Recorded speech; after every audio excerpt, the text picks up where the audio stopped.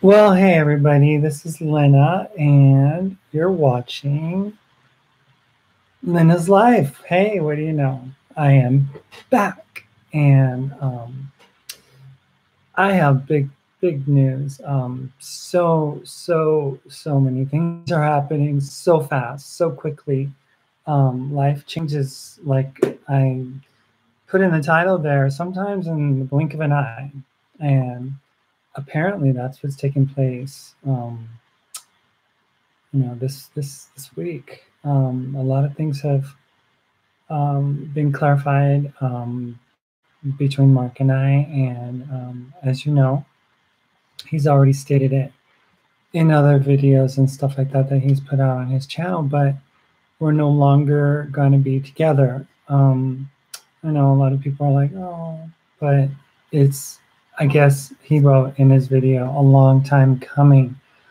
Um, it was something that I guess had to take place. And I love him, and I always will. Um, he's a wonderful, wonderful person, um, a wonderful lover, a a great person to be around. And he's shown me so many things about life, about fitness, about taking care of yourself, about um, oh my gosh, I mean, it's beyond words. There's so much that he's taught me about life, and I'll forever be appreciative for what he did for me in my hour of need.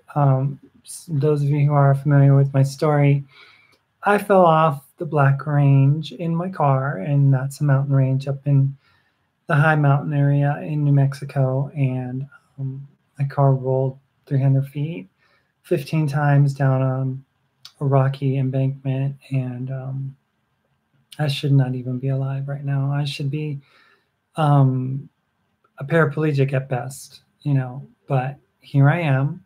I'm alive, um, and I'm thriving. And it was, hi, Teen, how are you? It's so good to see you. I mean, to see you, yeah. But yeah, I was just really, really just, I mean, broken and messed up. And Mark came along, and he rescued me.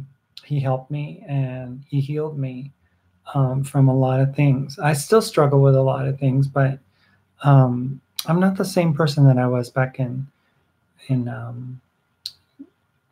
after the accident, because that was a really devastating time.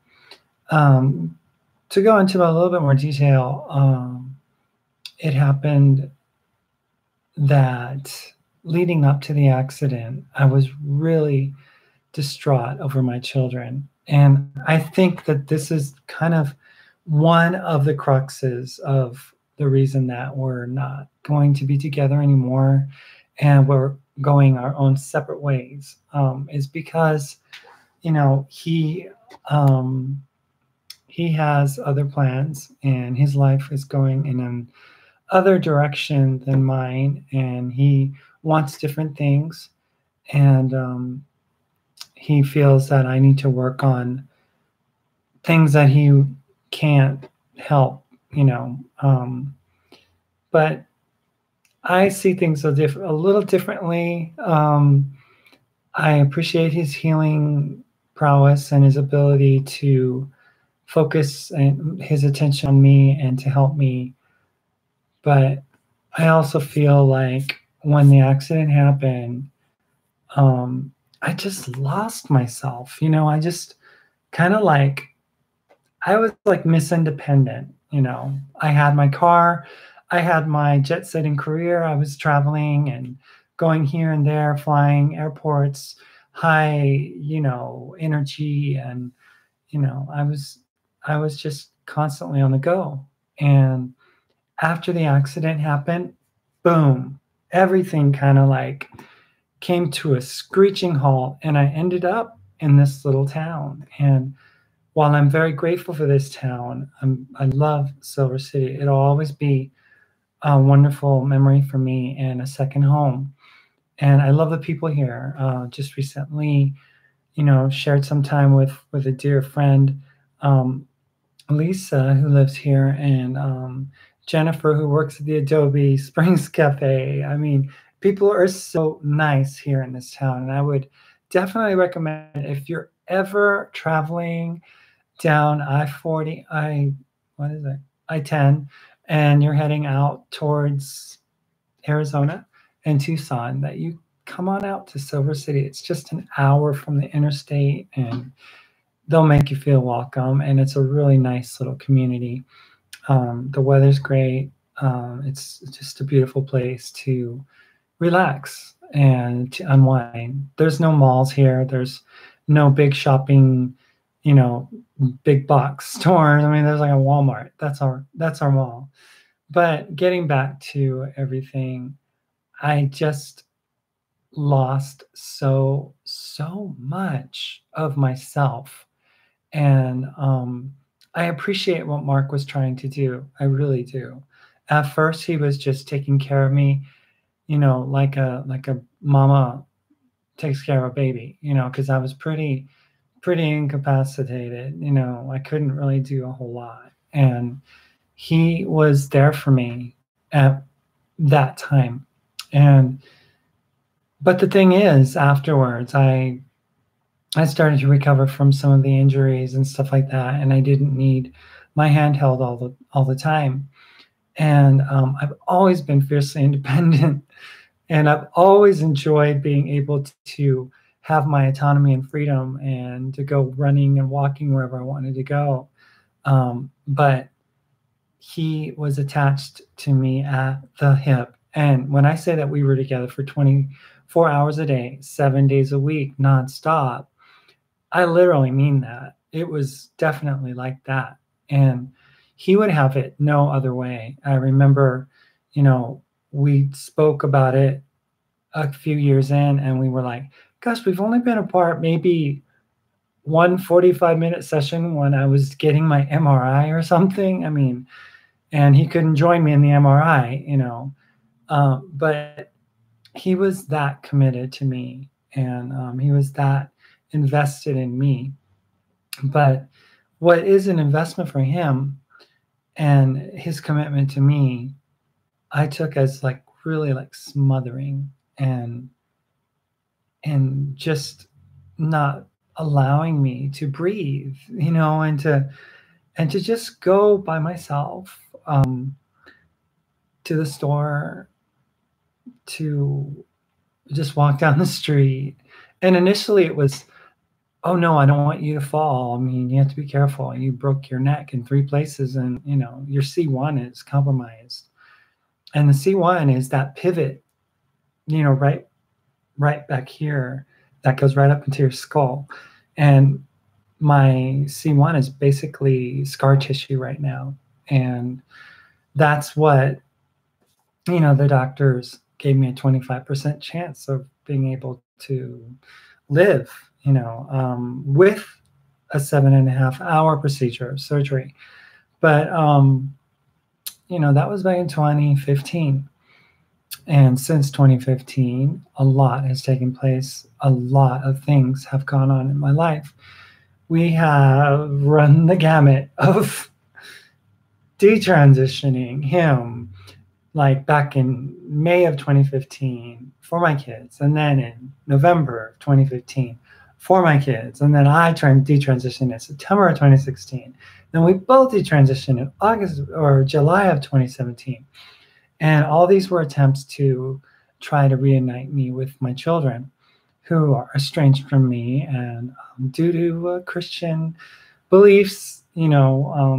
I just spoke to my mom recently, and she was like, I just want you to go back to being what, the man and stuff, and stop playing this game. And it's like, Mom, I am 5 years in, and this is no game. This is no charade.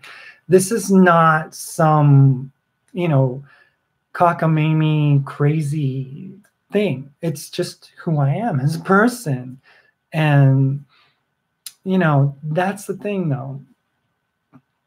I don't believe that after my accident that I was able to, um, in Spanish, the word is desarrollar, and that means like, like an onion. It just, the peeling of an onion, it just unfolding and just to unfold in my transition. And I had things done, and I had a tracheal shave back in December and a hair transplant in November of 2014. But everything came to a screeching halt afterwards. Mark was very opposed to hormones, and it was no, it wasn't very long after I had, initially um, gotten together with him that he's like, "Did you read this? I mean, I found this article about spironolactone, and that's the testosterone blocker that most trans women are prescribed." And there was a trans woman who said that it was a dangerous thing, and that we shouldn't take it. It raises cortisol levels, and it doesn't really do anything, and all of that. And I pretty much believed it, and so I went ahead and stopped taking Spiro. I was only a year into transitioning, and testosterone blocking is a thing. It helps the estrogen to not have to take such a high dose and stuff, and it helps with you know what goes on down below, and it slows down that process. Kind of castrates you medically, but you know it didn't stop there. It was like, Lena, why are you wearing wigs? I'm like, because it makes me feel more comfortable as a trans woman. Because I just had a hair transplant and my hair's growing in, and still to this day, I wear wigs because I feel more comfortable. After having cut my hair back in July to appease my mom, to be able to see her, um, I've been wearing wigs since then, even. But it was like, why are you wearing a bra? You know, um, and it's like, I just felt like I couldn't express and I couldn't be. And, he was in control of the finances. He was in control of how the house was run. And I know that he would say that he bent over backwards to accommodate me. And he did at times. I'm not going to take that away from him. He did.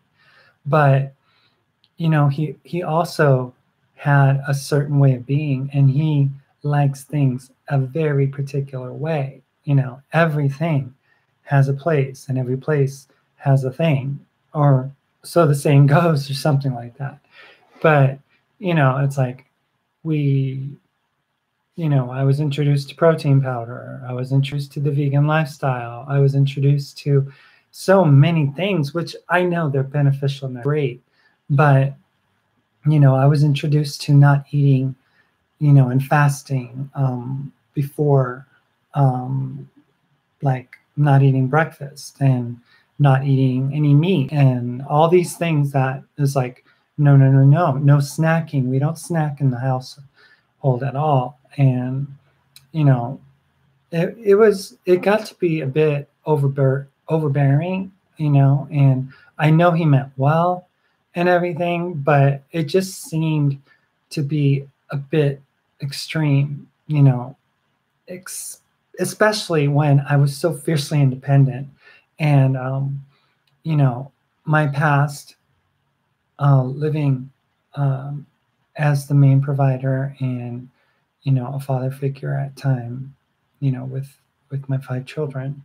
um, I didn't have those challenges, and I understand that when we as trans women choose to transition, we also give up our man card and whatnot, right? And but I think a lot of times in an MTF FTM relationship, that an FTM has to be more man than even a man would be, to prove to themselves and to everyone else around them that they're alpha and that they are the main thing, and that they, have the power. Because, for years, formerly before they transition, they didn't have that power. They weren't given that respect in society that men get, and it was difficult. But that's one of the things and privileges that FTMs get. And in an MTF relationship, we still have that old character that we're trying to eliminate out of ourselves that never goes away completely. But it was one of those things where, he was always right. I was a student all the time. And there were so many things that I did learn from him.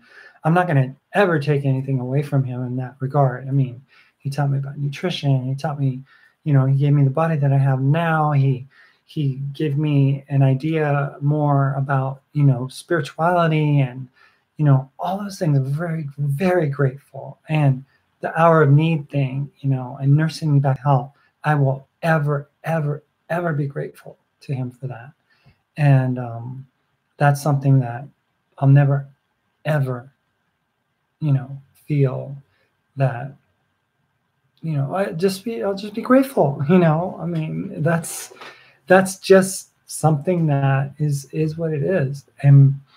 But the rest of it was really kind of like not prison, but like it, it was like I could go here, but I couldn't do this. I had no access to money. I had to, be at his beck and call to be able to get anything that I wanted to get. And he would get me lots of things that I would want, but, it was always questioned. And, I'm 48. I mean, I was a responsible adult back, then. And when I had my business, I had a great credit rating, and after the bankruptcy, that all kind of went after the accident. But up until then, I was a very good financial responsible person. I mean, yeah, I did spend money. I'm not going to say that I didn't, but I made money too. The new iPhone came out, I upgraded, but I could afford to. And I didn't have massive amounts of debt until after I transitioned, when I was blackballed by, my former Christian friends and colleagues at work who refused to give me work. And, but all of these things, and over time, everything's kind of like regulated, and I can't go here, can't go there, I can't rollerblade, can't bike, can't run, can't. It just wears on you. And, being together so close, so packed in, it's it's not healthy. I mean, I know he would agree, it's not healthy to be with each other 24 hours a day, 7 days a week. And on top of that, we even lived in a Prius for 90 days together. And, we were like, what is it? I don't know. There's some honey on bread, or I don't know what they say, but I used to live in Tennessee. And, we were like inseparable. And now we're separating. Now we are divorcing, and we're moving on with our lives. He has a very definite idea what he wants to do. He's in the process of procuring employment, and I do wish him well in that. He's very smart, does know a lot, so has lots of office skills and is able to do so many things. Great with people, kids, medically has a massive, foundation of experience. And, but I'm so different. And I feel like I lost myself this past 3 years. I just literally lost myself, and I feel like finally there's like, like a break in the clouds, and I'm able to like finally see daylight, which I couldn't see before. And I'm just so thankful now. And it's gonna hurt to be apart from him. I'm not gonna I'm not going to sugarcoat that. We were crying the other day, and but to the other extent, it's going to be nice to have my freedom. You know, I know he didn't mean to be, so controlling, and he wanted to, you know, take care of me and stuff, and wanted me to fall into this very docile, domesticated role. But one of the biggest reasons that he says that we're not going to be together, and that he made the decision, and it's mutual, yeah, but that he made the decision to break up and went public on Facebook a few days ago, was the fact that I wasn't meeting his emotional needs. And I do agree. I wasn't. I don't know how to, you know, give when my heart, my soul breaks for my children, and it's not, and he's going to say that there's more things going on with me, and there are. I do get defensive, and we argued about any little tiny thing. I mean, for example, today, um, somebody commented on his YouTube channel and said, now that you are breaking up with Lena, I have chosen to watch some more of your videos. And the one with your ex-wife, um, from your previous marriage, was she a bodybuilder? And I'm like, why would why would this why would he be telling me this? I just feel like, first of all, it's offensive. I don't know. Am I just being too defensive myself, that they mention me and say that they're watching videos because now I'm broken up with Mark, and that now they're interested? But he had to tell me. And I was like, I don't. He's like, I didn't think it was anything. And I go, well, it was. It hurt my feelings because, I mean, okay, I'm a sensitive person. I am. And I do get defensive when things are said about me. And I need to be dead to that, and I need to grow up in that way. I'm 48. Maybe by age 50 I will, but I'm only human. And I know that I have made massive changes in my life. I mean, character-wise, personality-wise, I mean, I have grown leaps and bounds. I know that, I'm not as materialistic. I don't care about the latest this or that. I mean, I'm very simple. I'm, very different from before. I used to be concerned about looks and whatnot, and now I'm just like simple. So, you know, those things all occurred, and he's always thought that his role was to heal me, and his role is to be a healer, and he's been very open about that, and he's done that for other people. But now it's time for him and for me to move on. And I know that my children would never ever have accepted him. And when I married Mark in 2015, I know it devastated my children. It was like, okay, my parent, my dad is transgender. Okay, that's one thing. But now my dad is married to a woman who used to be a man who used to be, and it's like, it's such a mind F that it's hard. And I don't blame them. They're so young, and my oldest just felt like I was flip-flopping. First we would be on the side of rad femmes, and then we'd be on the side of the trans community, and then we'd be on the side of Christianity, and then we'd be on the side of spirituality, and just bouncing around. And it really just confused the crap out of my kids. Not that they've been reaching out to me at any point, but um, it's been a desire for me to be able to connect with them. And I knew when I married Mark that it was like either them or him.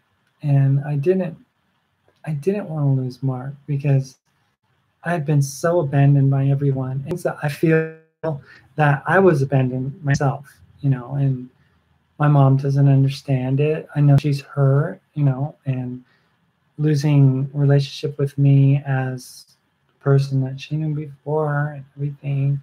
But it has been a crazy road, and I'm promising I'm gonna write a book someday about my life.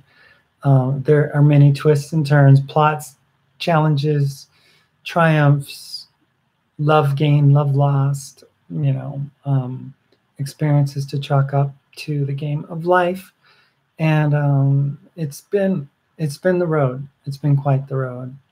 But um, I'm just very grateful for this time, because I feel that I can now reconnect with me, with Lena. And I'll be leaving on Sunday, as soon as Sunday, flying out from El Paso, Texas, which ironically is where I was in the hospital. So it's like making full circle, going back to where they dropped me off at first before I went to Silver City, and then making my way back to Minnesota. And I have opportunities there from well, not there, but somewhere else that I'm considering. I'm thinking about. But while I'm in Minnesota, I'm going to be reconnecting with some old friends, old trans friends of mine, and I'm going to be apologizing and saying I'm sorry to a lot of people because I hurt a lot of people. I said a lot of dumb things, and I responded knee jerk, and in my defensiveness, I opened my mouth and I said things that I shouldn't have said. And for that, I am very, very supremely sorry to all of you who I hurt and I offended and I demeaned. And I never in a million years did I think I was going to be at this place. And back in 2014, I was very much loved by a lot of people, and I was getting friended by a lot of people in the trans community. But now people have written me off because they're like, liar, you double-minded. So I'm just gonna do what I can do. And now that I have my life back and I'm in some kind of control of my own destiny, so to speak, I'm going to, focus on continuing my transition as a trans woman and dedicating my life to letting people understand the ins and outs of what it means to be trans, what it means to transition in the middle of your life, midlife transitioner such as I, who transitioned back at the age of 43, coming from a 17-year marriage and having 5 children. But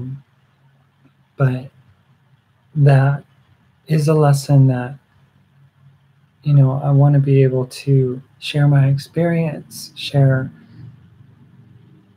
my pitfalls, and share the wisdom that I've gained through Mark and just experiencing others and seeing others living their lives as trans persons. And, just wanting to let people know the truth about trans, the truth about what it costs and how high a price we pay. Because we pay a very high price. And those of you who are from a religious background and aren't fortunate enough to have, people who lift you up and who encourage you and who walk beside you. And instead, you have people that think that you're the devil or think that you're the most selfish person on the planet for abandoning your family, or they don't understand the realities and the things that we face as trans people that cause us to do what we do. You know, I would never in a million years have wanted to not have my children in my life. And that was something that I was so wanting to have. And that was taken away from me. And I have not regained it. And it's been years. And I have an 8-year-old son who doesn't probably even know that I am trans, or probably hasn't been told, that I'm trans at all. And that's a hard thing because now he doesn't even know. And my other kids, they're just, you know, I think there's a lot of healing that needs to take place,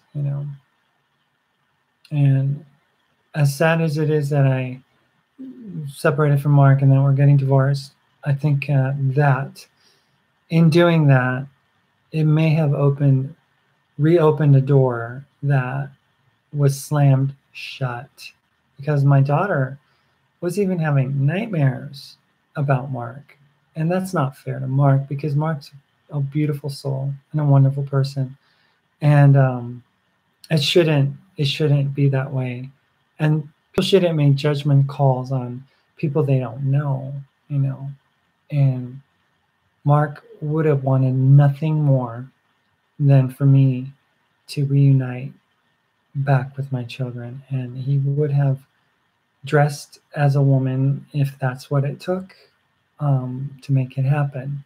But it was just not meant to be. My kids would never have accepted him anyway at all. But I think now that maybe, as they grow older, as they try to understand later, and they're posed with the question, what do I do about my other parent? What do I think? Why am I broken? Where do I go for healing? How do I find, rest for the pain that I feel, the abandonment that I sense and have been dealing with? I'm here. If my kids, if any of you are watching or listening, or if there's any family member that's watching or listening, I have never wanted to close the door to any one of my children. I've always wanted the door to be open, and I want nothing more than to be able to connect with them, because I love you guys. I always will. I always have. I never stopped. I've written you over and over. I've given you the opportunity to email me or text me, but it's all in your time. The ball is in your court, and that's the thing. We need to continue as trans men, trans women, to live our lives and to find peace, find purpose, and find joy, and find love, regardless of the circumstances, and regardless of what people may or may not think of us, or how we may or may not pass, or who we may or may not offend, or what religious law we may or may not have broken. It's all meaningless, because, at the end of the day, I know the Bible says that you should, love the Lord your God with all your whole soul, heart, mind, and strength, and love your neighbor as yourself. But the comment is to love your neighbor as you already love yourself. Mark has forever said, now remember, we love you. but remember to always love yourselves too, right? And that's a beautiful, beautiful saying. It starts within. It starts within you. It starts that love cannot be spread to others if it is not flowing from inside of your heart, from inside of the place where you find acceptance and love from the creator source that made you, of your own self. And it's not a gender thing. It's finding peace within, finding that joy, that unspeakable joy, that that everything's going to be fine. Everything happens for a reason. Everything that you think is like happening that would hurt you or you feel is a challenge is only there to make you better, only there to make you stronger. My relationship with Mark, it's been tough. I've never argued with more times over the silliest things. Oh yeah, I was going to tell you that thing that happened um the other day, or this morning. Oh no, I already told you it was that whole thing about wanting to, the person commented about me or something like that, and said that they watch Mark's videos more now because we're broken up. But it's just incremental, little tiny things like that. And the fact is, ever since we got married, I've been saying, Mark, this is not going to work. It just seems to be going nowhere. You're smothering me. I need my space. I need my distance. I need to be able to breathe. And he's like, well, you're the one who signed up for this role, and I'm the one who has this role as your husband. And, you know, but I'm like, that's not going to work. I'm sorry. That's not going to work. And well, that's the difference between trans women and genetic women, because genetic women will do and be as, it's like, I'm like, no, I can't do that. That's not me. I'm sorry. I have opinions. I will voice them. I have an intellectual argument and I will make it known, and I don't see why it has to be turned into some gender specific, diatribe of why, trans women, use their old male whatever and trans, yeah. I'm just like, no, people are just, there's so many headstrong women, on this planet.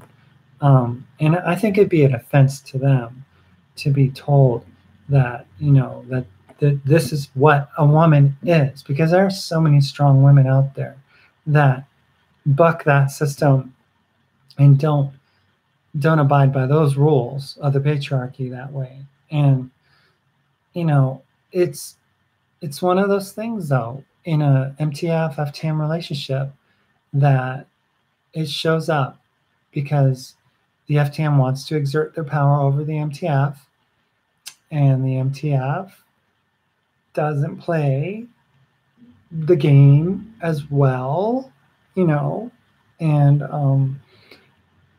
it just doesn't work. So I just really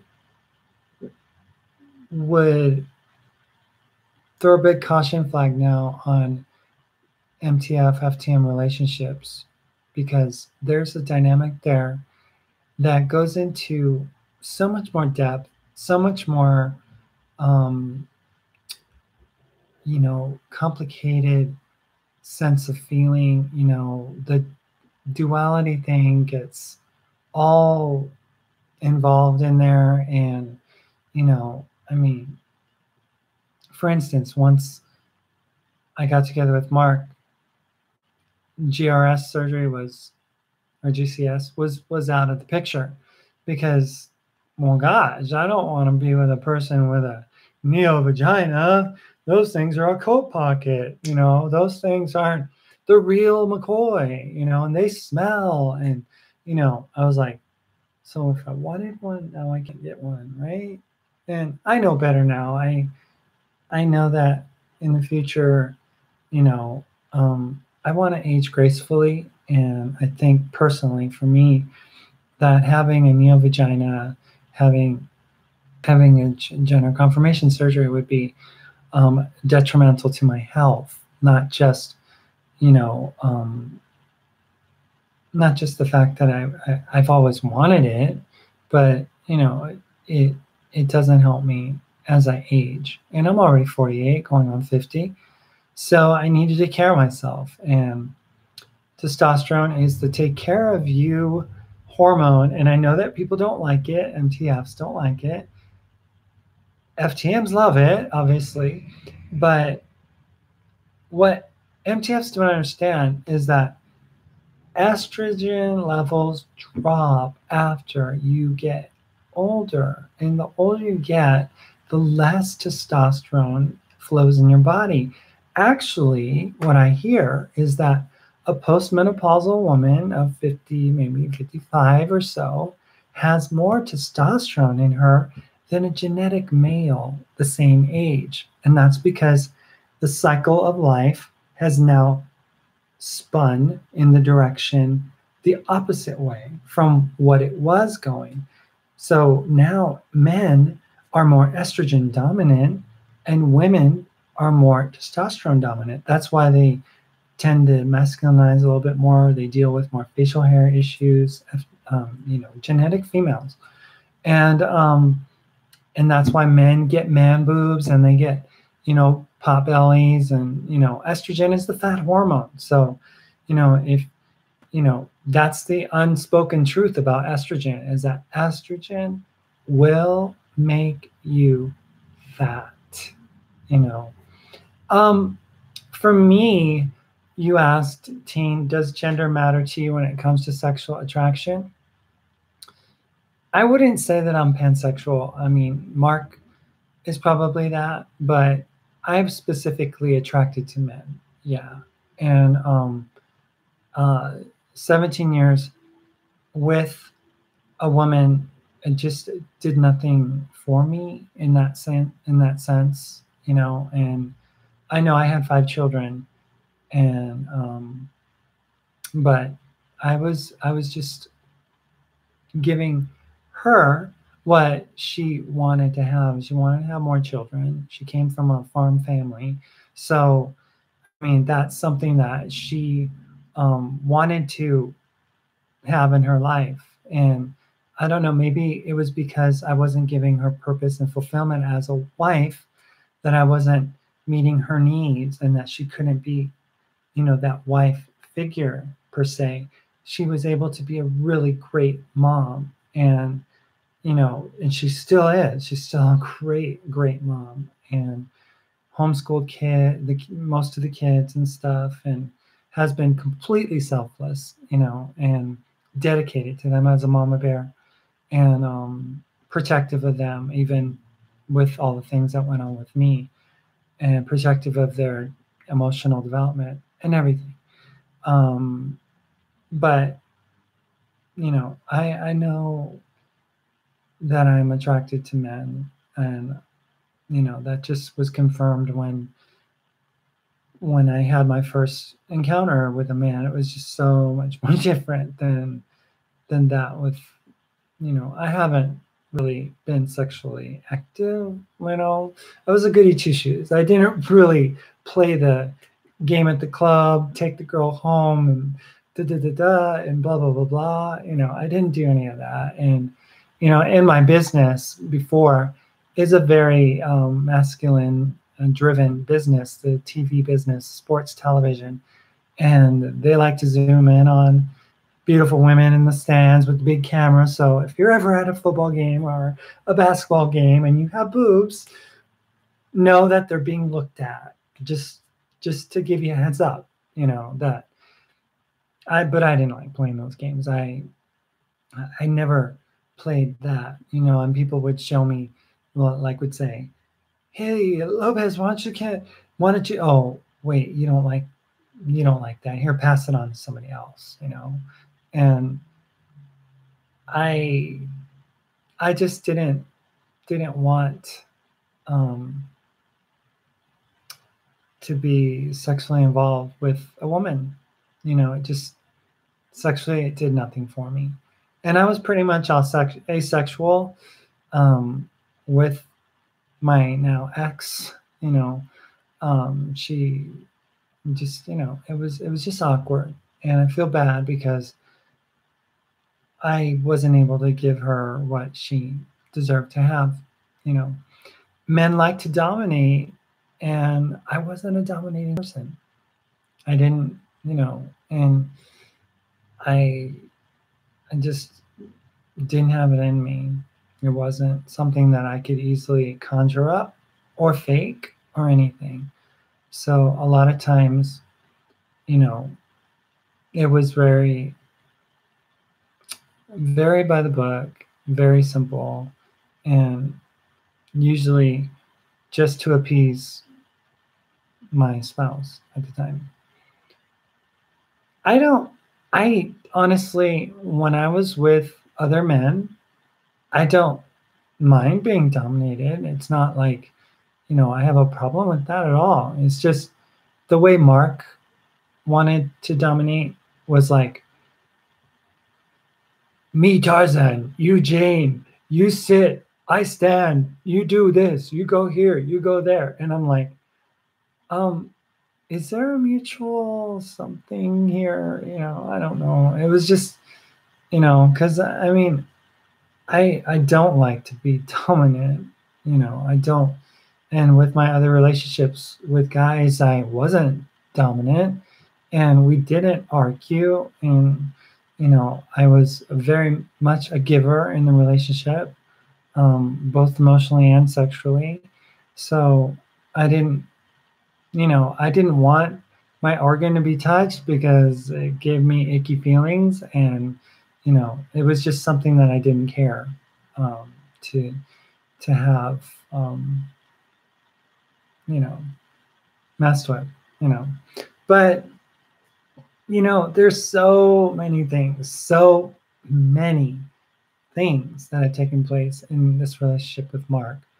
And the dynamics of an MTF FTM relationship is much different than that of a genetic cisgender man, cisgender woman, or a cisgender man and a MTF, or a cisgender woman and an FTM. It's just, there's just so much that's different. And I'm grateful for the lessons learned. I'm grateful for the challenges that we've been able to overcome together as a couple. But I'm also grateful to step away and to be able to breathe fresh air, you know, myself.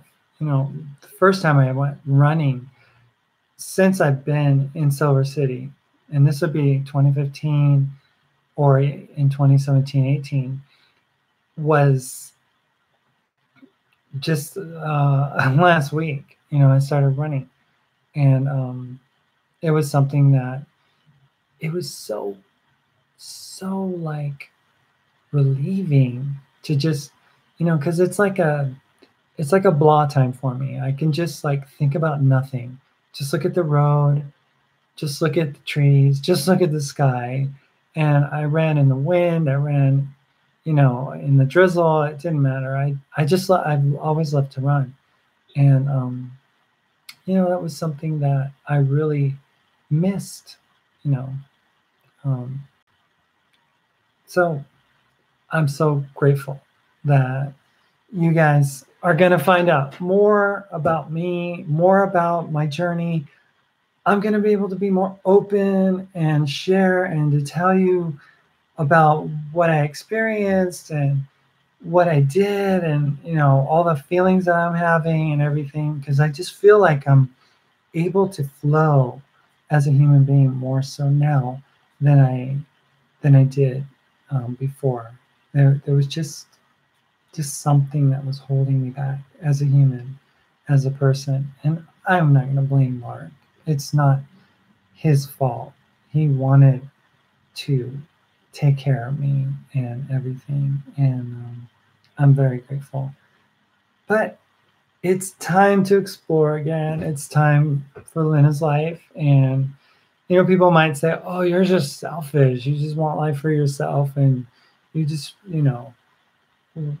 all that, And right now, you said teen, find a guy who's sensitive to your feelings. Um, in time, who knows? But right now, I am relationship out, and Mark will tell you the same thing.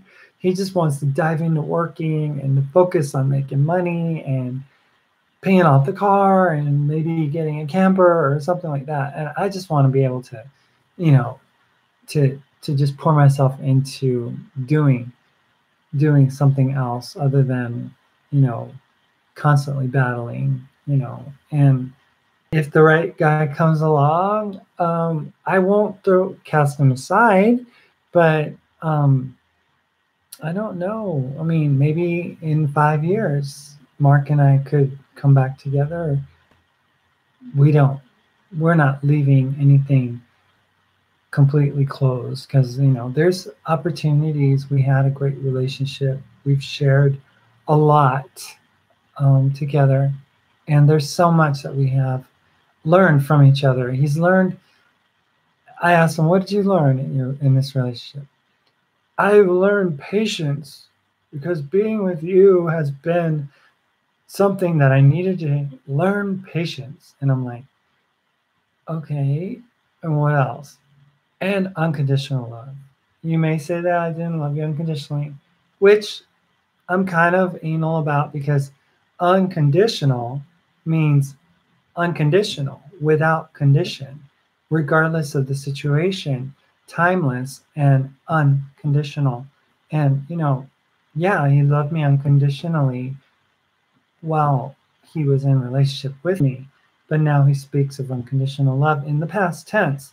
So it's my little hang up. I'm just like, if you're going to be literal about having unconditional love for me, then be literal. But if you don't, then just say you love me well and you love me as much as you could love him or as much as you could love me and just leave it at that, But unconditional love is something quite special.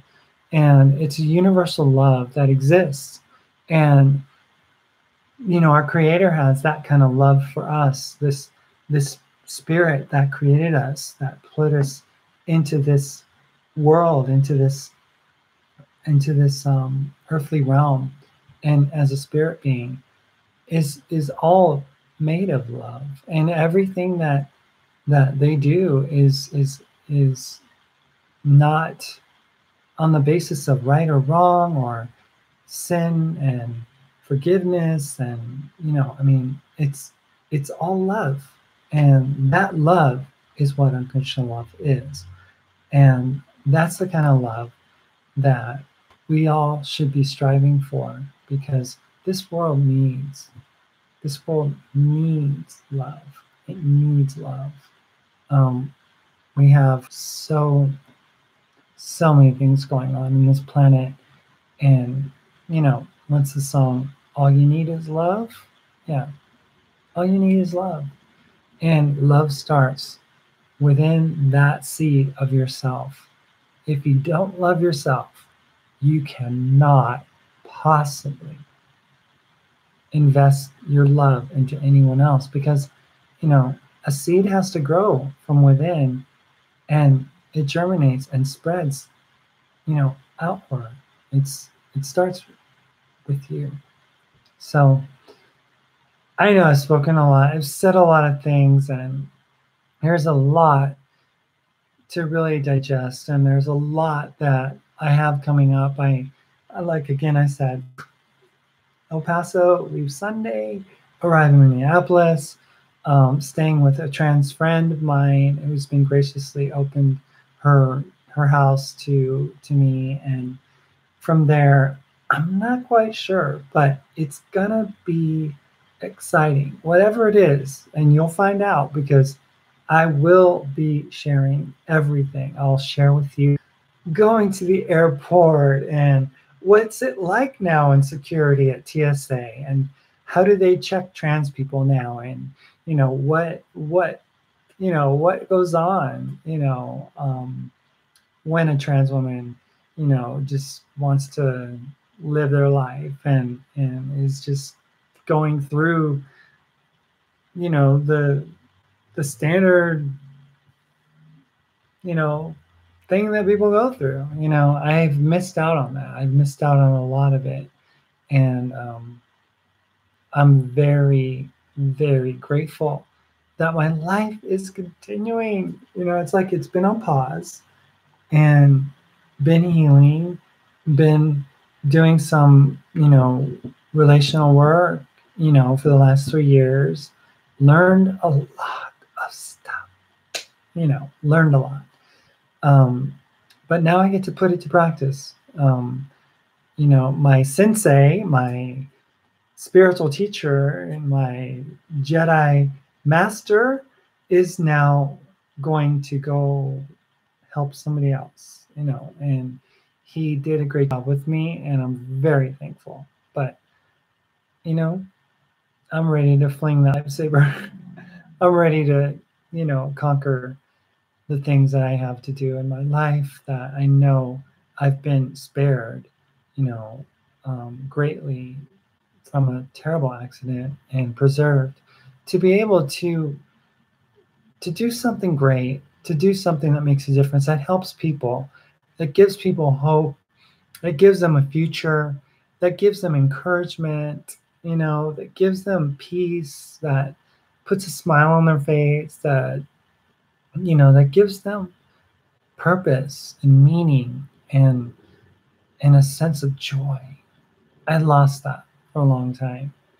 And I'm finding that as each day goes by, it just gets brighter, brighter, brighter, until I'm just gonna be like radiant, and super, super excited because I have things that I've been asked, that potentially could be super, super cool. And that's the thing, when the universe like starts things in motion, because it was just last week, I had no idea I'd be leaving. I mean, it seems like that's how my life goes. It's like it could be on the shelf for a long time, and then all of a sudden, out of the blue, spontaneity hits, and boom, I'm doing something. So I did not plan on leaving for Minneapolis on Sunday. Even like 2 days ago or 3 days ago, it was not even. It's like, what? I don't know. Maybe eventually I'd like to go back to Minnesota, but but it doesn't stop in Minnesota. I, I don't know if I might go back to Tennessee. I don't know though, because Tennessee is not trans friendly, but my kids are there, and it would be nice to be able to connect like that. But I don't know, because I'm not sure if they're ready as children to deal with me. But Mark has his opinions. He's like, nothing would make me more happy than for you to go back to your kids and to reconnect with them and stuff like that. And that's something that I would love to happen. But I'm also a realist, and I understand that they may not be ready, and they may not be ready as children until they approach their mid-20s or something, and I'll have to deal with the realities of what's taking place. But right now I'm just gonna go with the flow and let life happen, and let the universe guide me, and let just let things fall into place as they should, because whenever I get in the way, it doesn't work out. Whenever I just step away and let things happen, that's when things magically appear. And that's what happened this week. And I was like all sad, and I'm like, oh, I don't want to break up. I mean, I don't want you to break up with me, but I pushed and pushed and pushed and pushed, and I think it's because inside I was crying to be free, and I know it might hurt Mark to hear that, but I think that was my inner cry, to be able to just be let go and to be allowed to mature as a person, you know. And so I'm so thankful that, you know, I have that opportunity now, and I have I have my own debit card. I can actually go to the store, swipe it.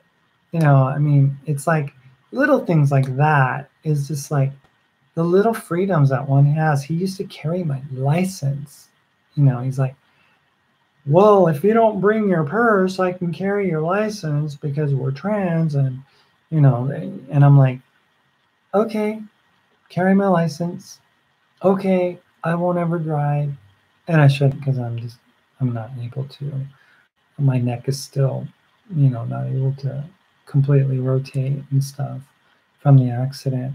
But, you know, it's been it's been a long and winding road, and coming from this to this is like, you know, it's been a winding road, and having having so many things happen along the way has really been a challenge for me. And but I'm grateful. I'm grateful for all of it. I'm grateful for the universe, you know, someone call it God or what have you. You know, whatever you believe in. Um, I'm grateful for the opportunity to be human and to be me and to be able to live in this world and to see the sky and the trees and flowers and, you know, animals, and connect with nature. And I'm just, my heart is abundantly happy to be able to be in this big beautiful world that we all call our home. And wherever you are, whatever situation that you're in, know that, you know, you're loved. You are loved by the universe. The universe loves you in a way that you will never understand, because it's not an earthly love. It's a love that is so abundant and is so limitless, and it has no end and it has no beginning. It's like it's like this infinity of love. And that's what love is all about. It doesn't care about gender. It doesn't care about dysphoria. It doesn't care about, you know, your financial position in life. It doesn't care about what job you have. It doesn't care if you're married, if you're gay, if you're straight, if you're trans, if you're bi, if you're queer, if you're, you know, whatever. You know, it doesn't care. You know. So I've got this comment from friend Sherry Larch. You have to be your own Jedi Master. No one should dominate anyone. Love is a 50-50 thing, or at least it should be. And that is true. You know, um, absolutely. You know, being able to equally share and um, to be able to, you know, just be compatible in every way is just such a nice thing, you know, and sharing responsibilities and not lording over the one or the other, and not allowing, you know, macho, you know, pride to take over. And, you know, that's just all negative, dark energy that seeks to control and dominate. And that's what's been taking place the last 800 years here on this planet, is this patriarchal masculine energy that dominates, has kings, that trains them to be good and a good citizen or whatever, right? And you know, uber patriarchy, you know, and can be corrected. I hope that people can, you know, understand that we need a swing of that feminine love, open, flowing, peaceful energy to take this world and to not dominate, but to interweave with the masculine and create a different energy that couldn't be created on its own. Like masculine energy by itself, feminine energy by itself is not the answer. It's when we combine those things and they flow in and out of each other that they become